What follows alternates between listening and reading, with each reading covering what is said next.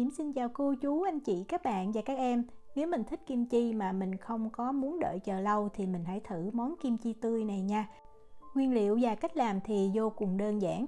Kim chi á, khi mà mình làm xong á, có độ giòn nè, và nhất là vị chua ngọt đậm đà rất là ngon. Mình có thể ăn chung với cơm hay là ăn chung với thịt nướng đều hợp. Cách làm như thế nào? Thì bây giờ mình cùng vào bếp làm món kim chi tươi này với Diễm nha. Công thức hôm nay thì mình cần một cây cải thảo, và thường Diễm làm Diễm cân ở một cây như vậy nó dao động từ 800g cho tới 1 kg là được. Đầu tiên thì mình cắt cái cây cải thảo này ra làm đôi. Sau đó mình dùng tay mình tách cây cải thảo ra. Mình cắt bỏ cái cuống nha. Rồi sau đó mình khứa nhẹ ở đây và mình tách bắp cải ra.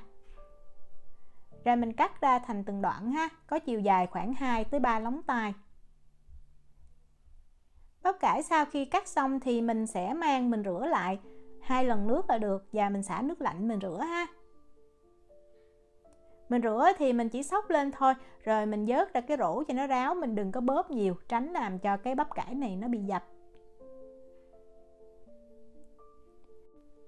Sau khi rửa xong rồi thì mình sẽ chia cái bắp cải này ra làm 4 phần. Mình lấy một phần mình cho vào trong cái thau trước nè.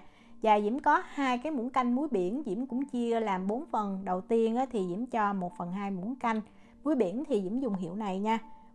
Mình rắc đều lên bắp cải, sau đó mình cho thêm bắp cải, rồi mình lại cho tiếp 1/2 muỗng canh muối. Và cuối cùng mình cho hết cái bắp cải còn lại, rồi mình cho thêm 1/2 muỗng canh muối vào. Như vậy thì muối nó sẽ thấm đều hơn. Sau khi cho muối xong thì mình để ở đây khoảng 15 phút nha. Sau 15 phút thì mình tới mình xóc bắp cải lên, cho muối nó được thấm đều, cho bắp cải nó xèo xuống thì lúc mình làm cái kim chi nó mới ngon. Mình để ở đây khoảng 10 tới 15 phút, mình tới mình xóc lên một lần cho tới khi mình thấy cái bắp cải nó đã co lại là được. Trong thời gian này thì mình đi pha cái nước sốt để mình trộn. Đầu tiên thì Diễm có cái ớt bột Hàn Quốc là 40g. Ớt bột Hàn Quốc thì Diễm dùng hiệu này. Nếu mà mình thích cay hơn thì mình có thể cho thêm ớt cay vào ha. Nhà Diễm thì Diễm dùng hoàn toàn là cái ớt bột Hàn Quốc này thôi. Tiếp theo Diễm có 65g sốt mận, thì Diễm dùng hiệu của Lee Kum Kee. Nếu mà mình không tìm được cái hiệu này thì mình có thể dùng mứt mận hay là mứt táo đều được, nhưng mà nước mắm có thể mình nên tăng thêm tí xíu, tại vì cái sốt này Diễm thấy nó có vị mặn nhẹ. Nước mắm thì Diễm cho 50g.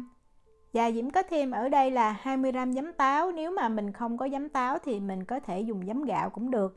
Cách đo bằng muỗng thì Diễm ghi ở phần miêu tả video nha.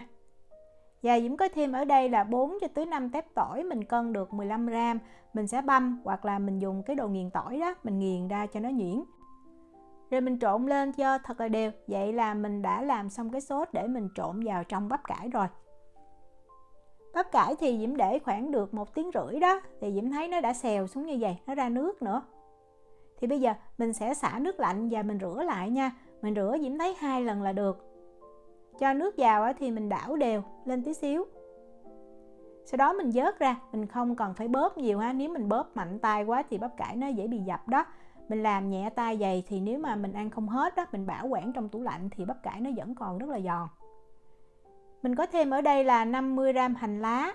Và 50g hành lá này mình sẽ cắt ra thành từng đoạn có độ dài khoảng 3 lóng tay ha. Thì bây giờ mình cho bắp cải, mình đã để ráo nước vào trong cái thau. Tiếp theo mình sẽ cho hành lá nè, rồi mình cho hết cái phần sốt hồi nãy mình đã làm vào luôn. Đeo bao tay vào và mình trộn lên cho thiệt là đều.